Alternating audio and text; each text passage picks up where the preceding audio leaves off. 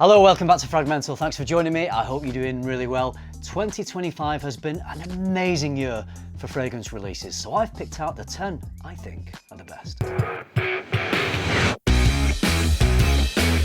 The way that I've selected these 10 fragrances is based on the very scientific process of the fragrances that I've been wearing the most and loving the most. Included in the list are designer fragrances and niche fragrances. It doesn't matter, just the fragrances I've worn the most. Let's kick off with a fragrance I was really excited about because the original version of this was excellent. I loved it. One of my most worn fragrances of a couple of years ago. This is Gucci Guilty Absolute de Parfum. Gucci didn't actually say that this was going to be a flanker of Gucci Guilty Elixir, but it's certainly based on the same DNA. It's a very similar fragrance, but this adds a couple of extra things. One notable addition is rum, so you get a smooth, warming, boozy element to this fragrance. How do you make an already fantastic fragrance smell better? You add a little bit of booze. I mean, when I add a little bit of booze to me, it always makes me better, so no surprise that it should work here in this fragrance. The smell of Gucci Guilty Elixir is, first of all, very strong. It's this powdery,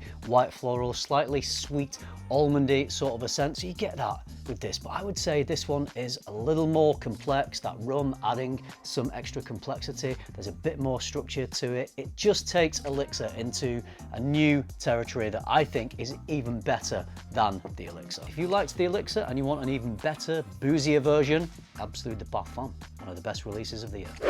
Terence Hughes, my man, my friend, my Ombre, has released one of the best fragrances of the year in my opinion. It's Ombre. Ombre is Aaron doing something completely different. This does not smell like an ATH fragrance. What you get in this is fresh, clean, juicy citrus and a lovely woody vetiver. I think a lot of us know and love Aaron's fragrances because they can be a little bit risque. He doesn't conform to the rules of perfumery. He just creates what he wants to. And because he's done that, Aaron has gained a very loyal following of people who love his fragrances because they're different, because they're playful, because they're mischievous. This is a departure from all that. This is a fragrance where Aaron has brought in an extra bit of sophistication, refinement. It smells like a really high quality, sophisticated French perfume, kind of along the lines of something like Terre de Mes. It doesn't smell like Terre de Mes at all, other than it has that mix of citrus and vetiver. This is the most elegant and sophisticated masculine fragrance Aaron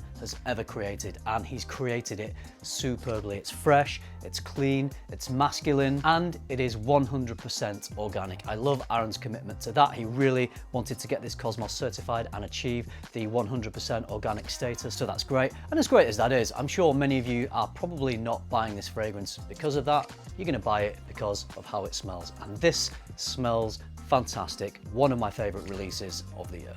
I've been lucky enough to receive a few PR gifts from Yves Saint Laurent this year. Who knew that would ever happen, but hey, it's happening. I am very thankful and very grateful. YSL sent me a bottle of Tuxedo, which is incredible, but with it came this small but perfectly formed little bottle of Muse. I gotta admit, I did not know this fragrance was getting released until this little miniature showed up in my package. And yes, this is a tiny little package, but for me, it's doing big things. Funny story, I didn't know YSL was sending this to me with Tuxedo. Tuxedo obviously was the bigger fragrance. That was the full-size bottle in the box. I actually took that bottle out of the box and put the box into recycling. It was nearly gonna get taken away, and then I saw someone else post that they'd received Tuxedo from YSL and also this.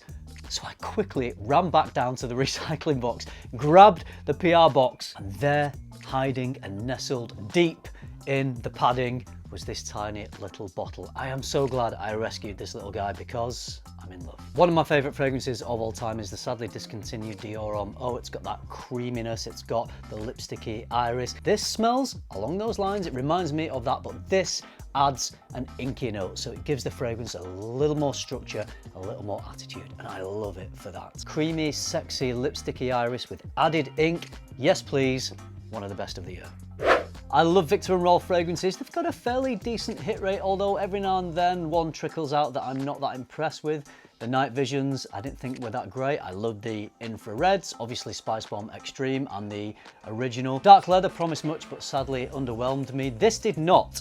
underwhelm me. This is Metallic Musk. To me, this smells almost like a rebooted version of the original Spicebomb. It definitely has that DNA in there, but this is just a little fresher and a little airier, and probably because of that more versatile. If you love the smell of the original Spicebomb, I'm pretty sure you're going to love this as well. If you think the original is maybe a little bit more of an autumnal fragrance or a cooler weather fragrance, because of that extra freshness, that airiness, I would say that this is a fragrance you could easily wear all year round. So if you want to enjoy the Spicebomb DNA all year round, Metallic Musk is definitely one to look at. Excellent release from Viktor&Rolf. Not all rose fragrances are for me. Some can smell too floral, too feminine, but sometimes a rose fragrance can be released that, in my opinion, smells more masculine than feminine, and that is what I get from Armani's Cuir Nude. Rose is certainly front and center in this fragrance, but it's a darker, spicier rose. It's combined with notes of coffee and leather, which is why I think this comes off as more masculine. I think the right sort of rose fragrance can smell really good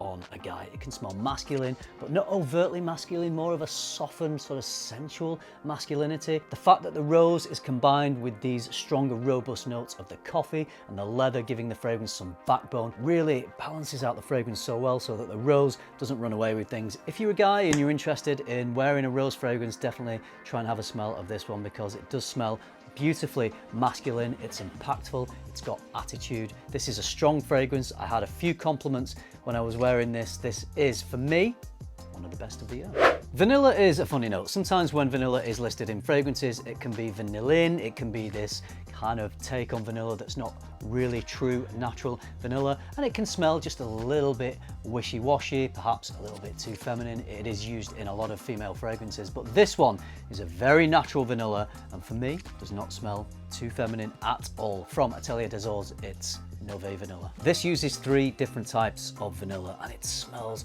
so creamy and rich and natural, and I find that a really natural, high quality vanilla smells almost a little bit of animalic. It's got a little edge to it. I get that from this fragrance, and it's because it's got this edge which makes me enjoy it so much more. I always talk about fragrances that have edge, that have attitude. This does that, but it also has a creamy, almost gourmand-like sensuality. If you love creme brulee, it's one of my favorite desserts. This reminds me of that sort of smell. It's creamy, it's addictive, it's indulgent, it's sensual, but it's got that slight animalic edge. It's got a little bit of a sea salty air accord, which makes this fragrance beautifully balanced. The vanilla is not too overbearing, it's not too cloying, it's not too sickly. It's got me a few compliments. This is a brilliant release.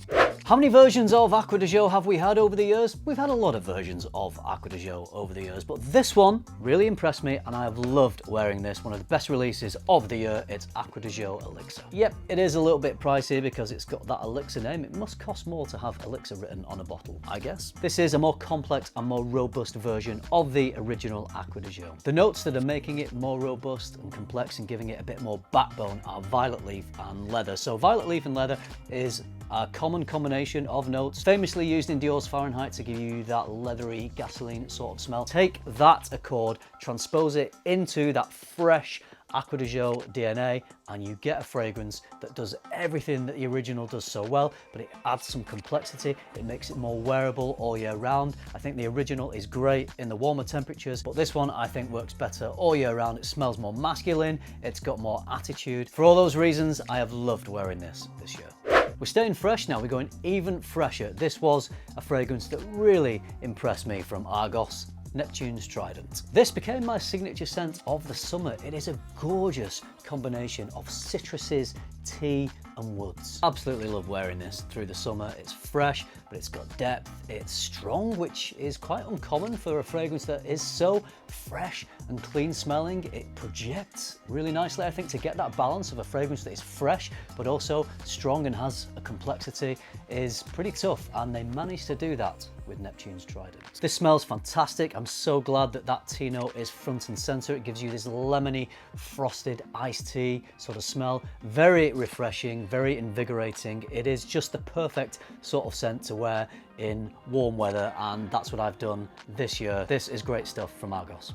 I recently went to a Mind Games event. We had a lovely meal in the Ivy in Manchester, and they introduced us to 2 new fragrances. We smelled them, but they wouldn't tell us the name. There was one of those fragrances that most people were chattering about, were saying was fantastic, was their favourite, and that fragrance has now been released, and it has now been named as Playmate. There are notes of coconut milk, water lily, lemon, jasmine, gardenia, vanilla, sandalwood and amber. I would not have looked at those notes on paper and thought it would be a fragrance that would blow me away, let alone a fragrance that I would even wear, to be honest. I would think maybe it leans a little too feminine. This is not an overtly masculine fragrance at all. I think it's in the middle. I think it's unisex, but there's something about this that just hits the spot for me. And when you spray it, the white florals, they're definitely there. They're quite central to the fragrance, particularly the jasmine, I would say. But there's other things. I don't know if it's the musk. There's like sweeter notes. There's even like a sticky kind of burnt caramel kind of note. So there is some gourmand flourishes, but it all balances out really well. So it is white floral, but this is not a white floral scent that goes too much in the feminine direction. This is one sexy fragrance. I wore this last week and I had a huge compliment. Someone sitting behind me asked me what I was wearing. They wanted to know where they could buy it from. Incidentally, that would be Selfridges, because this is a Selfridges exclusive. The great thing about that is you can go into a Selfridges and you can smell it for yourself. You don't have to blind buy. Go into a store, give it a sniff, spray it on, walk around for a little bit and see if you can get any compliments, because you probably will. One of the reasons for that is it's a very strong fragrance. I feel like it's got a wide projection when I wear this, but it's not obnoxiously strong. It's a smell that people will sort of lean into. They might feel like it's an addictive sort of smell. It's just really, really satisfying to wear. One of my favorite, if not my favorite, Mind Games fragrances at the moment, but certainly one of the best releases of the year. Good job, Mind Games.